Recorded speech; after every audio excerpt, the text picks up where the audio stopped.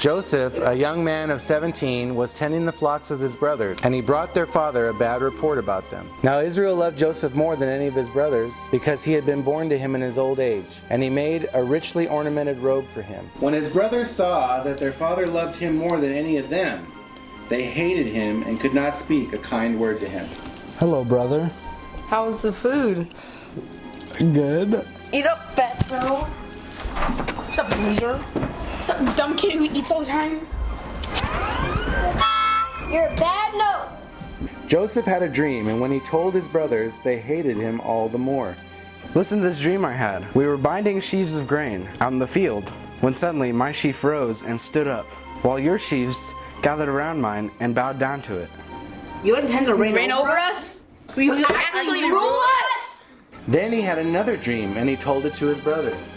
Listen, I had another dream, and this time the sun and moon and 11 stars were bowing down to me. What is this dream you had? Will your mother and I and your brothers actually come and bow down to the ground before you?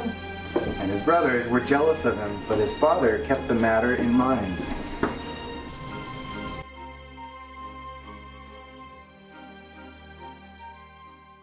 Then we're all agreed. We'll kill him if he comes out here.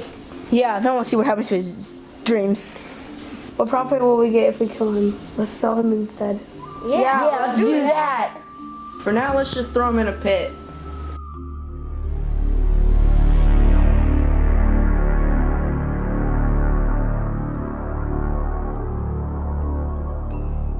Hey, let's sell him to the Ishmaelites. When some Midianite traders passed by, they drew Joseph up, lifting him out of the pit, and sold him to the Ishmaelites for 20 pieces of silver.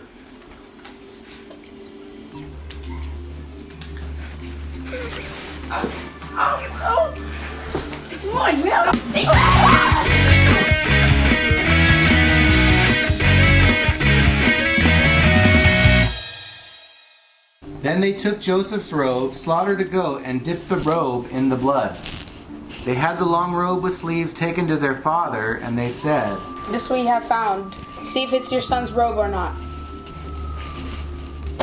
He recognized it and said, Oh my gosh, this is my son's robe! A wild animal has devoured him! Joseph is without doubt torn to pieces.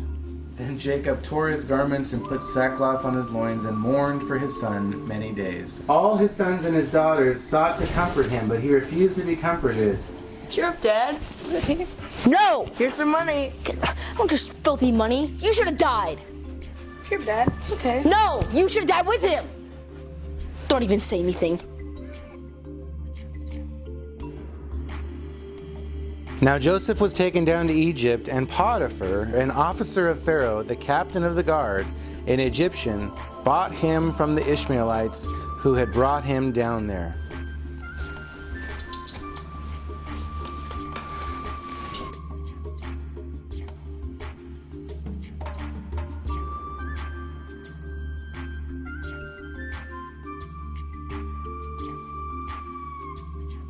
Can you believe that new guy?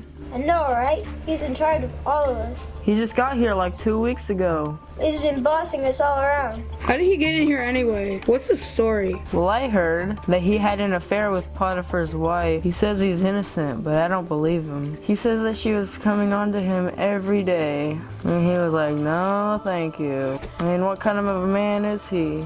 Everybody believes his story. And then the prison warden made him in charge of us.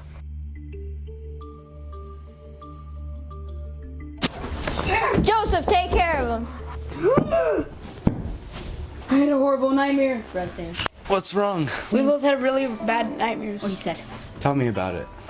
I had a dream. There's 3 branches with grapes on them. And I had a cup.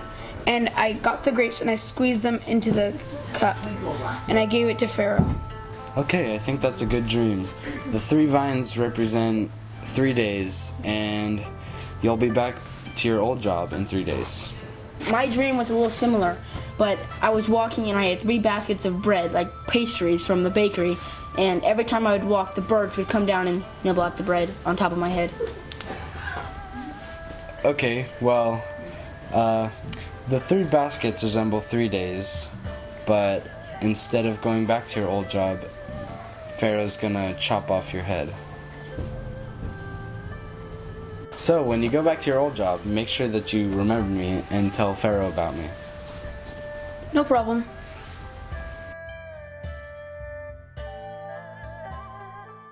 Come, cupbearer, bring me my cup. Come, baker, give me my bread. There is nothing here. Off with your head. I had a horrible dream last night. Let me tell you about it. There were 7 large cows and 7 skinny cows. The 7 skinny cows ate the 7 large cows, but nothing happened to them. I remember a guy in prison who could interpret dreams. Go, bring him to me.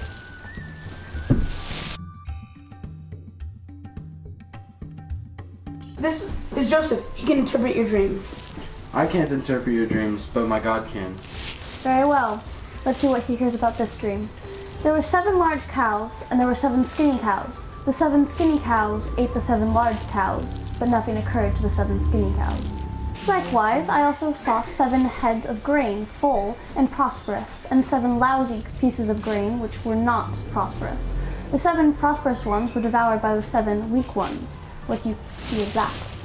So, the 7 fat cows resemble 7 great years of prosperity, but then those will follow with 7 terrible years of famine. What should I do about this? We should save during the years of plenty, so then we will have enough during the years of famine. You're so smart, I'm going to put you as my second command.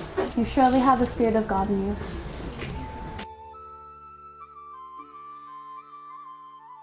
Seven years of plenty came just as Joseph interpreted, and also 7 years of famine were now starting. The famine was all over the world. Jacob learned that Egypt had food for sale. Why sit around looking at each other? Make yourself useful and go to Egypt to get some food. I'm starving over here. Okay, we will go there and get some food. Not you. Benjamin, you stay with me for safety. So the brothers left for Egypt as their father commanded. Next customer, please. Oh, the food's in the next room. Next customer. The food's in the next room. Thank you. Next customer. The food's in the next room. Next customers. Where do you guys come from? We come from Canaan. We come to buy food. Liars! You're spies. No, honest. We're all brothers of one dad. We come here to buy food and go home. Liars! You spies!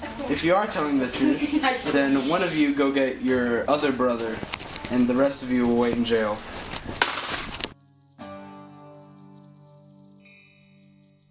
One of you will stay here, and then the rest of you will bring your food back to your family. But bring your youngest brother as proof that you're not spies. This is what we get for doing bad stuff to Joseph. I told you not to hurt the boy. Now we're paying for his murder.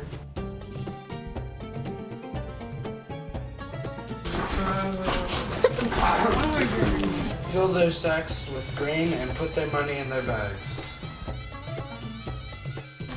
Hey, I opened my bag to feed my donkey and I found a bunch of money in it. What is God trying to do to us? Where's your other brother? Well, this guy in Egypt, he took our brother and put him in jail until we bring our younger brother Benjamin. You guys are killing me. First Joseph, now Simeon, now you want to think, wait, Benjamin? You crazy. I swear he'll be okay. You can have my 2 sons if anything happens to Benjamin. The famine got worse, and they needed more food, so they set out with Benjamin and double the money to pay for the first round of grain. Servant, bring these men to my house and fire up the griddle, for we will feast at noon. He's angry about the money. He's gonna make us slaves. So, how's your father? Still alive? Yes, This is your youngest brother, Benjamin? yes. God be gracious to you, son.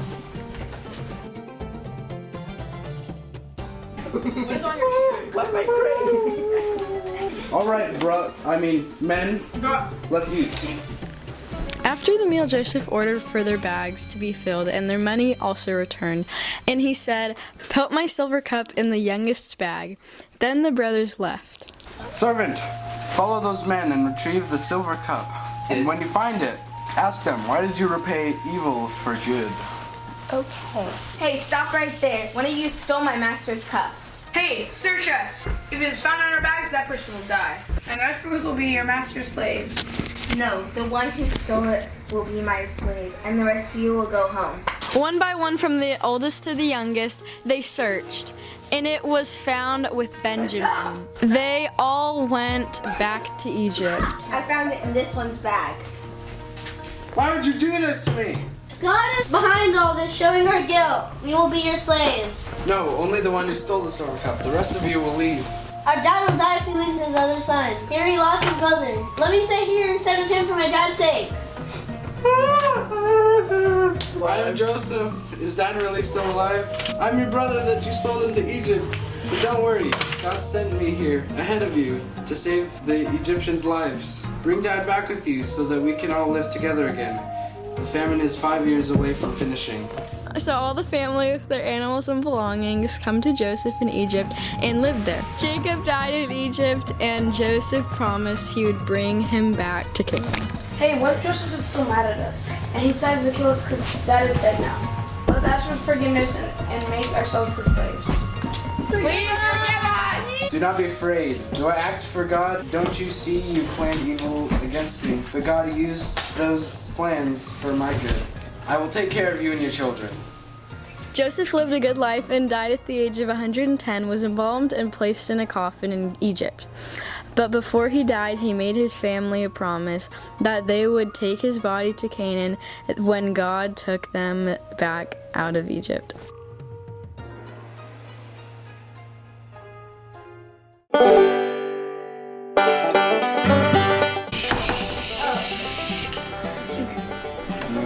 Can you say what? What's up, loser? It's about to back. I don't care. Can we also different meaning comments? Yes, don't cuss, okay? Okay, can we say like butthole?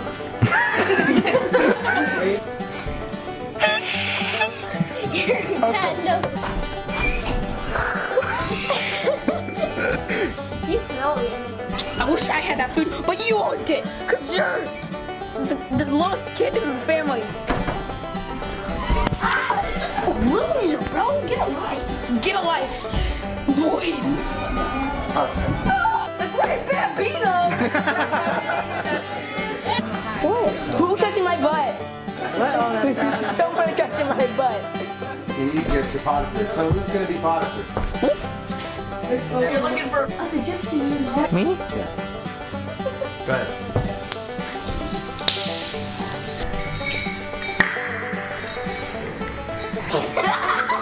Also,